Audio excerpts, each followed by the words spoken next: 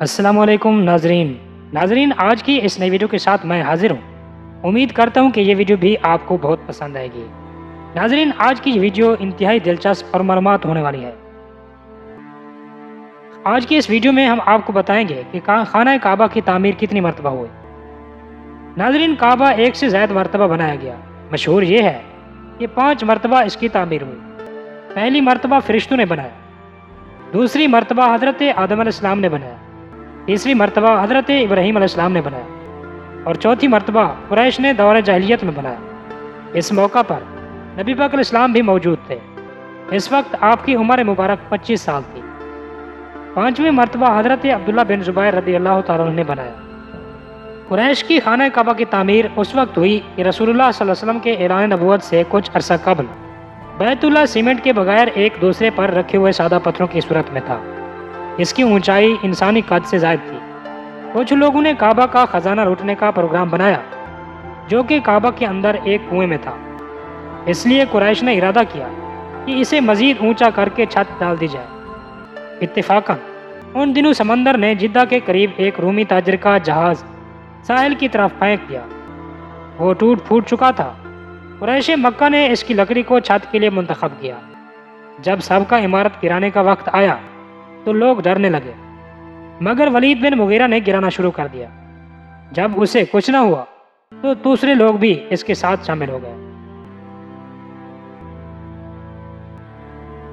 حضرت عبداللہ بن زبیر رضی اللہ تعالیٰ عنہ کی خانہ کعبہ کی تعمیر۔ سیدنا حضرت عبداللہ بن زبیر رضی اللہ تعالیٰ نے یزید بن معاویہ کی بیعت کرنے سے انکار کر دیا اور حکومت کی طرف سے خطرہ محسوس کیا تو انہوں نے حرم مکہ میں پناہ لینے کا ارادہ کیا۔ انہوں نے اپنے دوست احباب جمع کیے، یزید کی خرابیوں کا تذکرہ کیا اور بنی امیہ کو ڈٹ کر مخالفت کی۔ یزید کو جب پتہ چلا تو اس نے انہیں قید کرنے کے لیے اپنے لشکر بھیجنے کا فیصلہ کیا۔ ابھی یزید لشکر کی تیاری ہی میں مصروف تھا کہ اسے اطلاع ملی کہ اہل مدینہ نے اس کے گورنر اور بنو امیہ کے افراد کو مدینہ منورہ سے نکال دیا۔ البتہ سیدنا حضرت عثمان رضی اللہ تعالیٰ عنہ کے خاندان کو رہنے دیا تو اس نے پہلے اہل مدینہ کو سرکوبی کے لیے لشکر بھیجا۔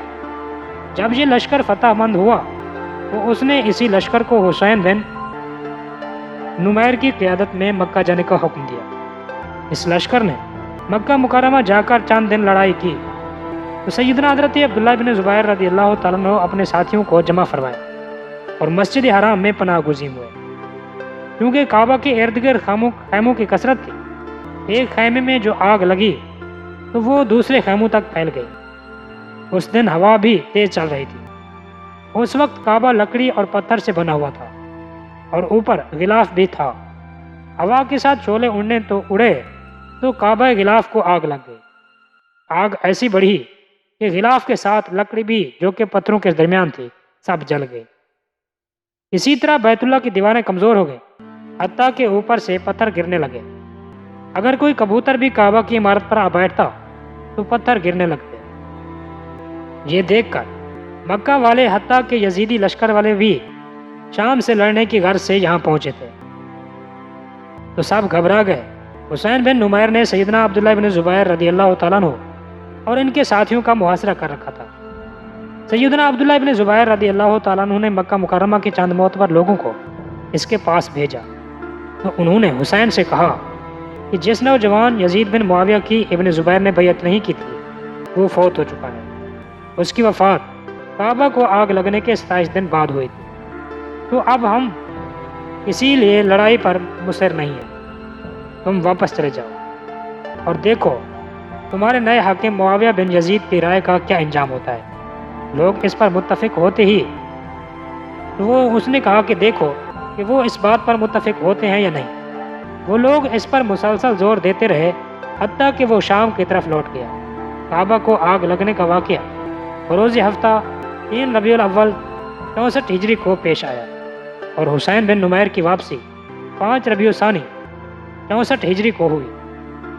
جب شامی لشکر واپس چلا گیا تو سیدنا ابن زبیر رضی اللہ تعالیٰ عنہ مکہ مکرمہ کے سرداروں اور معزز لوگوں کو اکٹھا کیا اور ان سے کعبہ کی جلی ہوئی عمارت کو گرانے کے بارے میں مشورہ دیا۔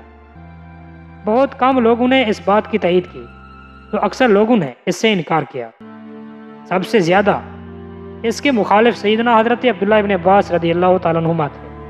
انہوں نے فرمایا کعبہ کو اسی حالت پر رہنے دو جس حالت میں رسول اللہ صلی اللہ علیہ وسلم چھوڑ گئے، ورنہ مجھے خطرہ ہے تمہارے بعد آنے والے حکمران اسے گراتے بناتے رہیں گے، جس سے اس کا احترام غارت ہو جائے گا۔ ہاں، اسی کو مرمت وغیرہ کر دو۔ عبداللہ ابن زبیر رضی اللہ تعالیٰ نے فرمایا کہ اللہ کی قسم تم میں سے کوئی بھی یہ بات پسند نہیں کرتا کہ اپنے ماں باپ کے گھر کو صرف پیوند لگاتا رہے، تو میں کیسے بیت اللہ کو صرف پیوند لگانے پر اکتفا کر لوں، جبکہ میں دیکھ رہا ہوں کہ اس کی دیواریں اوپر سے نیچے تک ہل رہی ہیں اور کبوتر بیٹھنے سے بھی اس کے پتھر گرنے لگتے ہیں۔ پھر کچھ دن تو حضرت عبداللہ ابن زبیر انتظار اور مشورہ فرماتے رہے، تو آخر کار انہوں نے کعبہ کی اس عمارت کو گرانے کا فیصلہ کر لیا۔ نیز وہ چاہتے تھے کہ بیت اللہ کو اصل ابراہیمی بنیادوں پر تعمیر کرے، جیسا کہ صحیحین میں سیدہ حضرت عائشہ رضی اللہ تعالیٰ عنہ سے مروی ہے کہ رسول اللہ صلی اللہ علیہ وسلم نے مجھ سے فرمایا کہ عائشہ، تجھے علم نہیں کہ جب تیری قوم قریش نے کعبہ بنایا تھا تو وہ بیت اللہ کو مکمل ابراہیمی بنیادوں پر نہیں بنا سکے تھے، بلکہ انہوں نے کچھ حصہ کم کر دیا تھا۔ تو میں نے کہا اے اللہ کے رسول، تو پھر آپ اسے دوبارہ ابراہیمی بنیادوں کے مطابق کیوں نہیں بنا دیتے؟ رسول اللہ صلی اللہ علیہ وسلم نے فرمایا کہ ابھی تیری قوم قریش کے لوگ نئے مسلمان ہوئے ہیں، اگر ان کے مرتد ہونے کا خطرہ نہ ہوتا تو میں ایسا بھی کر گزرتا۔ تو ناظرین، امید ہے کہ یہ چند ایک منٹ کی معلومات آپ کو پسند آئی ہوگی۔ اگر پسند آئی تو ویڈیو کو لائک لازمی کر دینا، اور ابھی تک ہمارے چینل کو سبسکرائب نہیں کیا تو مہربانی کر کے ہمارے چینل کو سبسکرائب کر دیں اور ساتھ میں بیل کے آئیکن کو بھی پریس کر دیں تاکہ ہماری ہر نئی آنے والی اس طرح کی معلوماتی ویڈیوز آپ تک جلد از جلد پہنچ سکیں۔ تب تک کے لیے اللہ حافظ۔